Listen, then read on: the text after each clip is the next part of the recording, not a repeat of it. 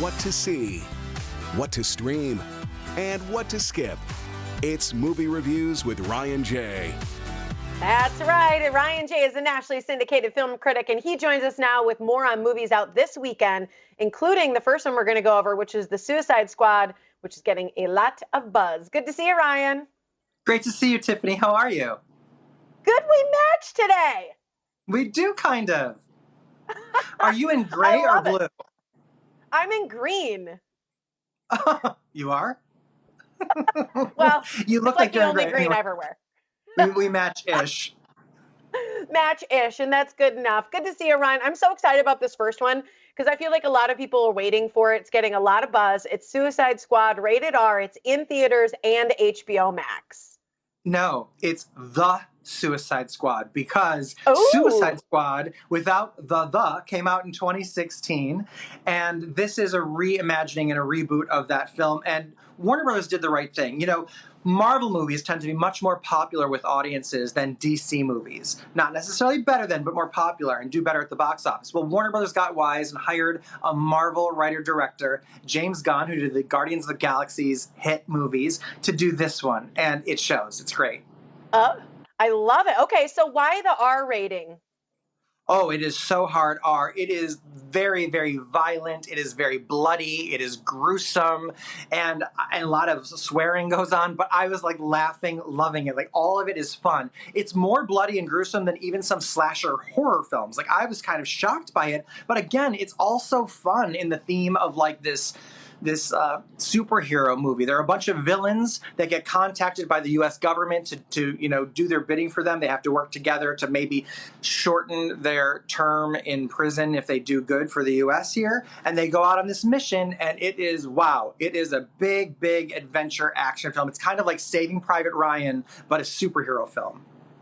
Wow, you can tell it's good. I mean, just look at I can tell by just the cinematic way it looks, but how are the effects overall? Because I feel like that's important for this kind of show. Yeah, the effects are outstanding. And what they've finally done, because they got James Gunn to write and direct, like Guardians of the Galaxy, it has hit its stride, balancing the action with really great comedic quips and one-liners. So it's funny and it's fun. And if you can get into a rated R movie, go see it in theaters, or stream it on HBO Max until September 5th. All right, there we go. Okay, your next one that's coming out this weekend is called John and the Hole, rated R, and this is on demand. Right. And this is one of the worst movies I've seen in a very long time.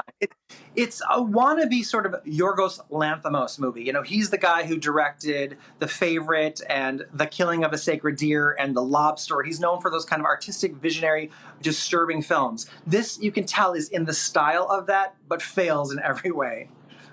So what is the hole? Because isn't this all about a hole? Good question, right? What's the titular hole? The titular hole is a bunker in the backyard. And this kid you see here, he basically takes his mom and dad and his sister and puts them in there and holds them captive. And you don't know why. And you don't find out why.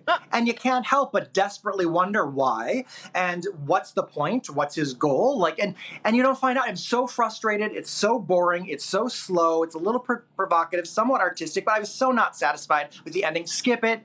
I was aggravated. Like, this is one of those movies you see and you want your time back and you don't get it. I watched one like that recently, The Operative. I wanted my time back. Yeah. Okay, the next one, Vivo. This is PG, and this is on Netflix. And this I wish had been in the theater. This is so great. You know, this Netflix is working with Sony Pictures here, and it's Sony Pictures' first ever animated musical, and they did the right thing. What's the most important thing if you're going to do a musical? Have good songs and lyrics. Yes. So they went to Lin-Manuel Miranda himself, and it's got, the flavor of Hamilton and In the Heights, and Lin voices the honey bear there. That's little Kikaju, and he's there playing with his friend, and they don't speak the same language, but they bond over music. Tragedy strikes, and Kikaju goes on an adventure from Havana, Cuba, to deliver a love letter to this singer in Miami, voiced by Gloria Estefan, who, I mean, come on, you want to hear her do Lin-Manuel Miranda music? The songs in this movie are so fantastic, it could go to Broadway. It's so good. I wish I had seen it in the theater. Oh, that's so cute. So what is the basic plot? Is this about music connecting them since they don't speak the same language? What's it about? It is. And then Kikaju Kinkajou, the honey bear, has to go to Miami and deliver this song. It's a kind of a tearjerker, but it's about love and loyalty and honoring friendship. And there's an adventure. I loved every aspect of it. Again, I wish it had been in the theater, but it's on Netflix for everyone to stream. So go ahead and stream it and enjoy. It's really great. So cute. That looks adorable. Everybody's going to want one of those little animals. You'll love it. Kinkajou? You'll love it. What is it? Kinkajou? Yeah. Kinkajou. They're honey bears. Cute. Oh, I want one. Okay, I know. Here's something that people are going to want is your take on all this virtual OzCon stuff, and that's going on tonight, right? Yeah, so I'm a member of the International Wizard of Oz Club since the 1950s. The Oz Club has been bringing fans together, and in addition to great perks like receiving 3 issues of the Bomb Bugle each year, you can join at ozclub.org.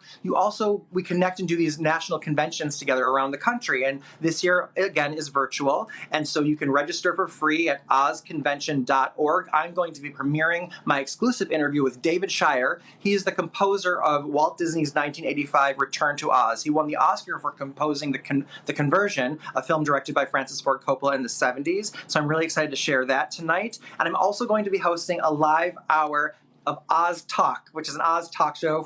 So if you want to geek out with me and my friends about Oz, it's going to be live tonight from 6 to 7 p.m. Again, go to ozconvention.org to register for free.